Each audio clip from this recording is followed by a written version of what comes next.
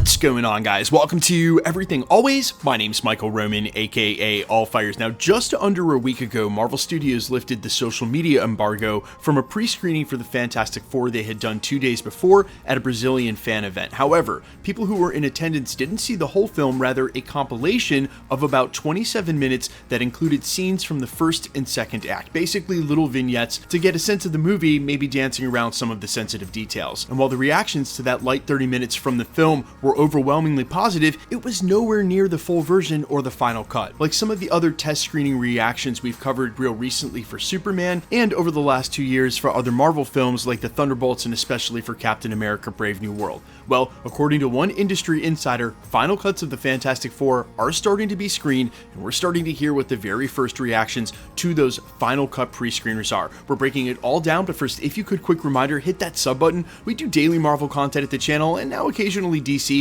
If you're into that kind of thing, hit the sub button, leave a comment down below. It's the #1 thing you can do to support us at the channel. Plus, it'll enter you for all the giveaways, including the PS5 giveaway in 2 weeks. If you want, stick around to the end of the video. We get into all the giveaway stuff again there. Okay, so officially we are almost to the social media embargo and the review embargo being lifted for Fantastic Four. That'll happen a week from tomorrow on Monday, July 21st, and then the review embargo on July 22nd.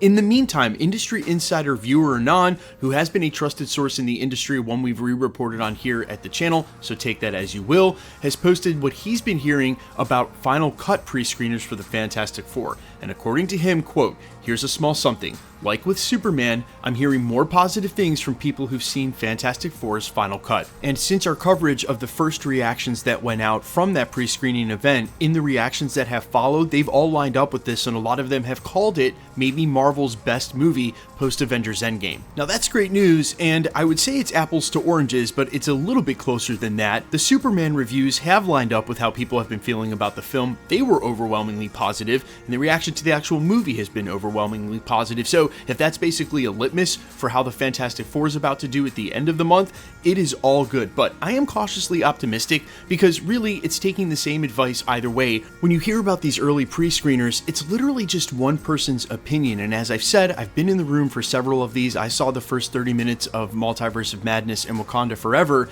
There were less than 10 or 15 people in the room, and you never know what level of fandom or interaction people are having with the genre. And at this point in 2025, I think if you just took a random sampling of movie fans, Marvel movie stock maybe not at an all-time high, and that's putting it nicely. Superhero stock in general, we know some people already have a negative bias towards the genre or projects before they even see the films or TV shows, and that's been proof as of recently with both the review bombing of Ironheart and the agenda-bent fans that James Gunn actually cleverly put in his movie as angry monkeys typing his computers, rooting for James Gunn's Superman to fail so bad that they are convinced that everyone who liked the movie, which is an overwhelming majority, somehow must be paid by DC to post positive reviews. Could you imagine how much money that would cost them? So it is awesome. I am definitely enthused that people are saying that the Fantastic Four is really good. And in fact, the trailers have looked really good. Marvel is definitely on one though with this marketing campaign. I always make jokes about them dropping new TV spots every single day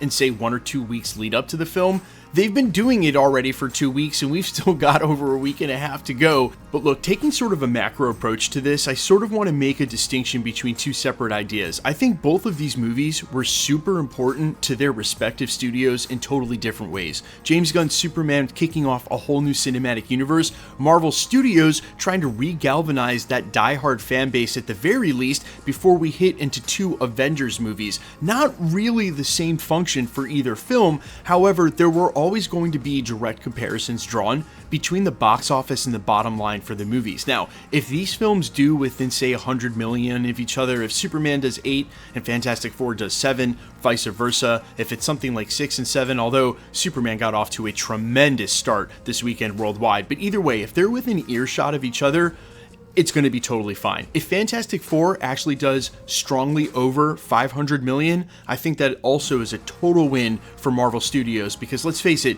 Fantastic Four is not Deadpool and Wolverine, and you can be sure everyone over at Marvel knows that. They're hoping Fantastic Four does $1 billion, in the same way that James Gunn and DC would be thrilled if Superman did $1 billion, but most likely both studios are realistic about that, and even James Gunn has said recently that he saw online people were saying it had to make 700 or 800 million to be successful, and that's just nowhere near the case. What he's referring to there is that, yeah, while the budgeted and the marketing and the half that goes to theaters means that maybe they even break even, as I've been saying for a long time at the channel, it's not one-offs with these movies, it's the franchise as a whole to be profitable, and you can sort of write off the losses like Marvel will for Ant-Man and the Wasp, Quantumania, or Captain America, Brave New World, or the Thunderbolts, with huge billion-dollar successes like Deadpool and Wolverine. Deadpool and Wolverine goes a long way in making the whole thing profitable, and to be clear here, not taking for granted that everybody understands the economics of some of the size of these companies, but Marvel, for instance,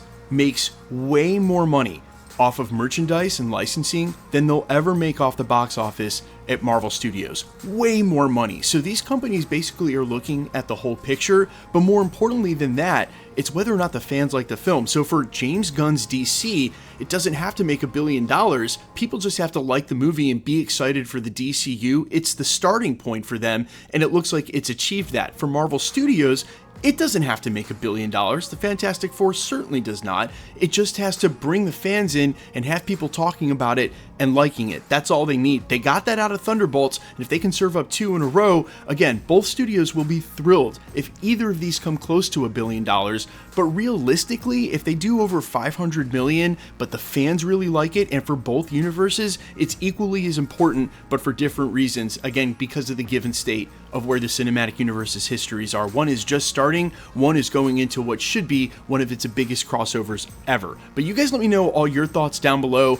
Are you feeling positive about the Fantastic Four? Did you really enjoy Superman? And again, don't let the hype get to you one way or another. If it's overwhelmingly negative, like it was for Captain America, Brave New World, take it with a grain of salt. If it's overwhelmingly positive, like it was for Superman or Fantastic Four, also take it with a grain of salt. Just go in with an open mind. Don't let this stuff ruin your experience. Quickly, let's get into the giveaway stuff before I let you go. All right, we're still giving away PS5s. The next one is for Fantastic Four in just a couple of weeks. If you want to be entered to win, all you got to do, hit the sub button, leave a comment down below. Because it's truly random, the more videos you comment on, the better chance you have of winning.